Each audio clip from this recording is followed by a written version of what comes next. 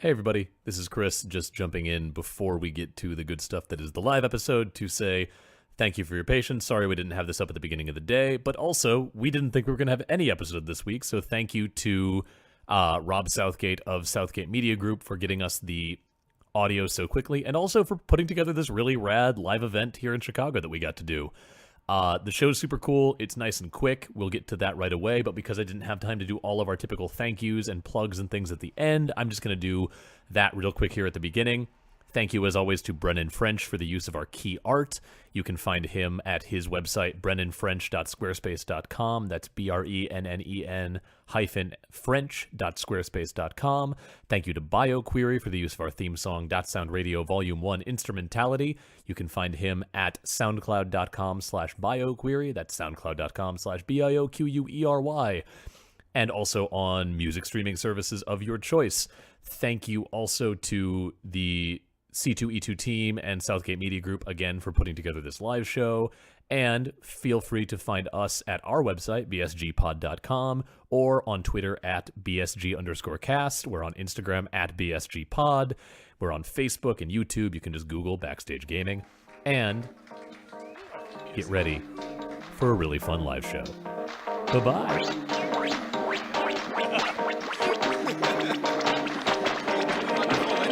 Or do we just go right into it?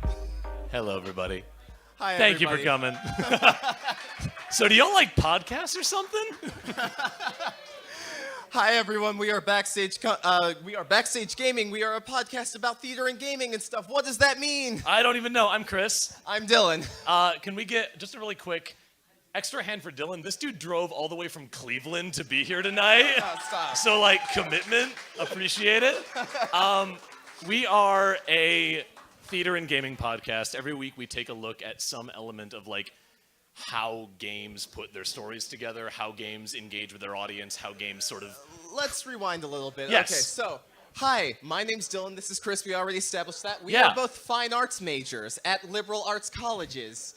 And We are unemployable. Woo! So, in our studies, the one thing we have done for the last 6-ish years, 4 years of college, is that we were studying and learning how to kind of examine theater because as actors, we are collaborative. You don't need to shush. We're really not that interesting, guys. It's fine. No, but we have studied how to, basically the art of collaborative storytelling because as actors, we are basically packaging and presenting to an audience things that other people have already done, and we just kind of interpret it and show it off. Yeah. Okay, so long story short, we're actors, we look at interactive medium, and we're like, how can we tell a story with this? Sorry about that. Let's go ahead. Today, because we've got C2E2 coming up, we're very excited about that. We're going to look at something a little bit trade showy. We're going to look at how games market themselves, and we're going to look at a couple of game marketing strategies over the years, some that were good and some that were really not quite so good. Specifically, we're looking at games that how they have marketed immersion, because games being an interactive medium, that's the big selling point, is like your immersion, you're getting pulled into the game. And one that we kind of wanted to talk about, I guess, before they got to immersion, games were all about like the hardware. How many of you have ever heard the statement, Sega does what Nintendo don't? Yep, that's We got a couple. That was the old guard of games marketing, isn't it? Sega, there was the whole like Sega Nintendo feud, and Sega was all like, we've got, what was the thing on the Genesis that made Sonic go so fast? Blast processing. Blast Yeah, we got processing. That's it. So, essentially, like, games marketing was like, we have a game. It has 8 bits of graphics and does this and this and this. And then, eventually as competition arose, it became more of a, this company has 8 bits, but we have 16 bits. And so a huge thing was just like, it was a race of technology, and it was very specs focused, and there wasn't a whole lot to go from there. The first place where that kind of breaks off, and the first thing that we kind of wanted to talk about, or a notable one, was there was an ad campaign for Nintendo. It branched across a lot of Nintendo properties in like the mid to early 2000s, and it was the Who Are You campaign. Somebody knows what I'm talking about. One person. We're talking to one person in the crowd right now. The one that like jumps out to my mind is there was an advertisement for The Legend of Zelda: The Minish Cap, which was a Zelda game where the conceit, as all Zelda games must have like their unique conceit, is that you switch between exploring the world that we live in and then the world that people that are this tall live in. So you could shrink down at will in certain places to be like, you know, the size of a bug, and then that was how you solved the puzzles of the game.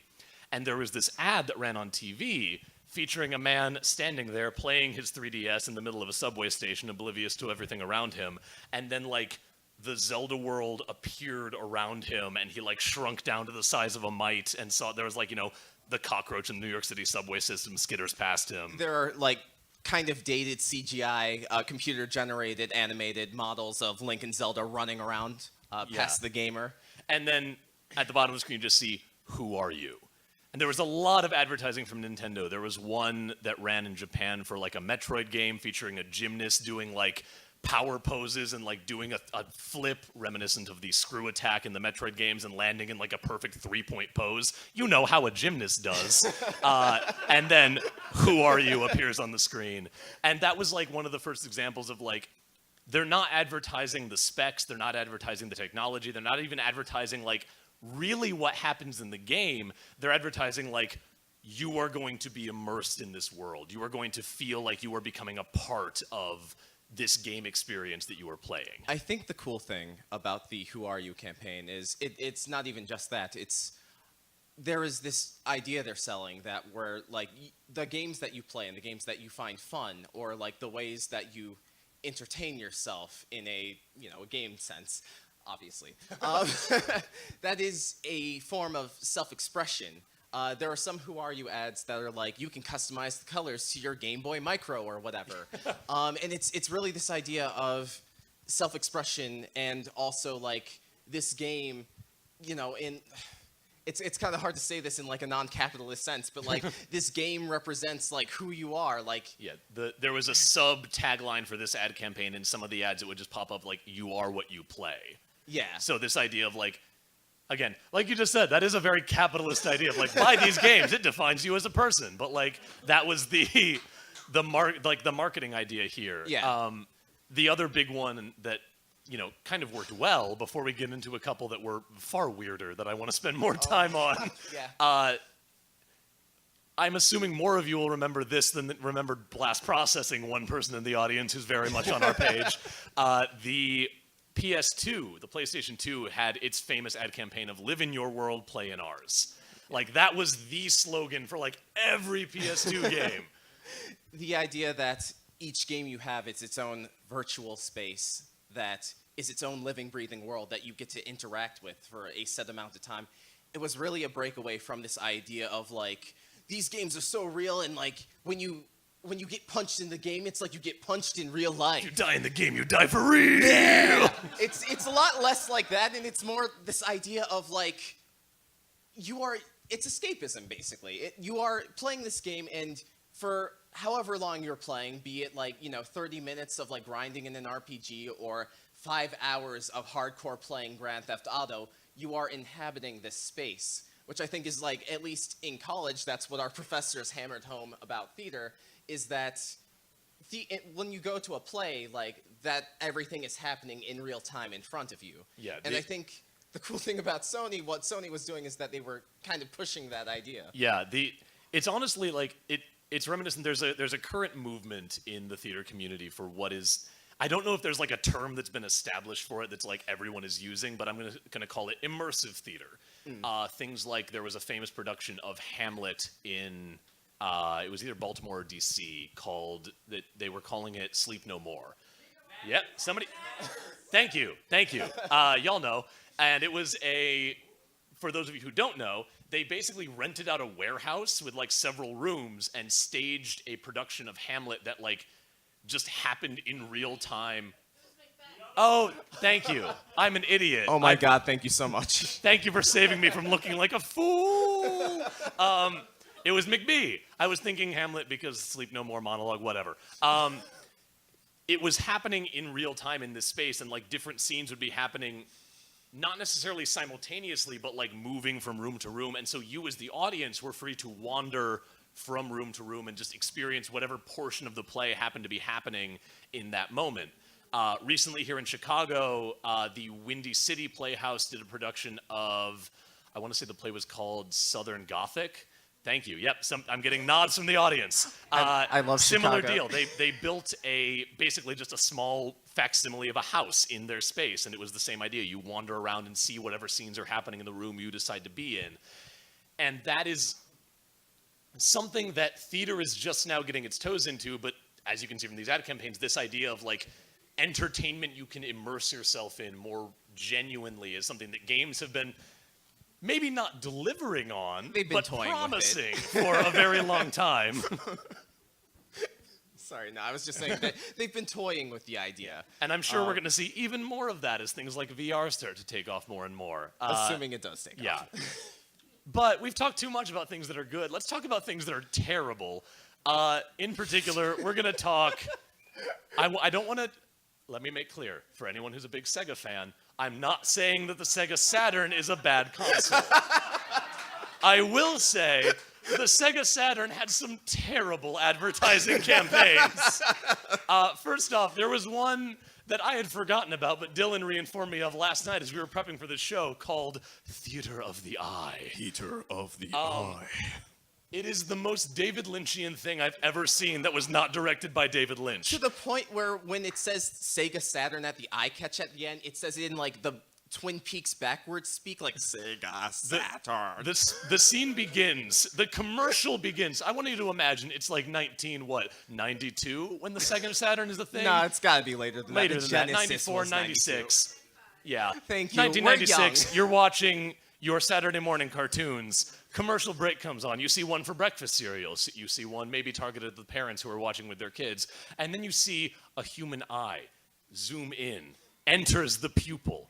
You see a marquee. It says Theater of the Eye. You enter the building. There are people wearing cones and rods on their heads, representing the cones and rods in your eye, watching a film. The film is distressing. The cones and rods are screaming. They call the nervous system. The nervous system doesn't know what's going on. The nervous system calls the sphincter. The sphincter is in a room that's slowly shrinking. This is all real. I'm not making any of this up. I drove 5 hours from Cleveland, and in my sleep-deprived, frenzied state, I pull Chris over, I open my laptop, and I show him this commercial because he needs to know that it exists. It's the worst thing I've ever seen. And I think what Sega's going for, because, I didn't live during that time, unfortunately, but articles have told me that the idea of the Theater of the Eye was to try and push Sega into a more brainy, intellectual space of mind. It didn't work. It did not work. It's a wild ad campaign. They're all distressing. None of them are good to look at with your eyes. And they're all just like, I don't know why Sega thought that the idea of this movie will make your sphincter uncontrollable, or this game will make your sphincter uncontrollable, is going to make parents want to buy games for their kids. You need a very big IQ to understand the Sega Saturn. Go away. The other ad campaign I want to touch on very briefly before we wrap, this one will probably last a little bit longer, but if I say, I love being able to interact with an audience. I'm used to recording this cool. in front of my microphone, sitting in my chair, and now I'm like, there's people. I love it. If I say the words Sega to Sanshiro, does anyone know what I'm talking about? We got like couple. 2 people. We All got right. a couple. I'm going to paint you another word picture. It's a commercial. It starts with a trio of Japanese youths skateboarding, or maybe playing soccer, or doing something else that involves being outside and interacting with other human beings. And then one of them suddenly bumps into an unyielding form. It cuts to a burly Japanese man wearing a gi, looking down at them sternly. The child looks up and in a distressed voice says, "Sega to Sanshiro." The man proceeds to beat up children using primarily judo flips and headlocks, and then it cuts to a scene of Sega Saturn gameplay.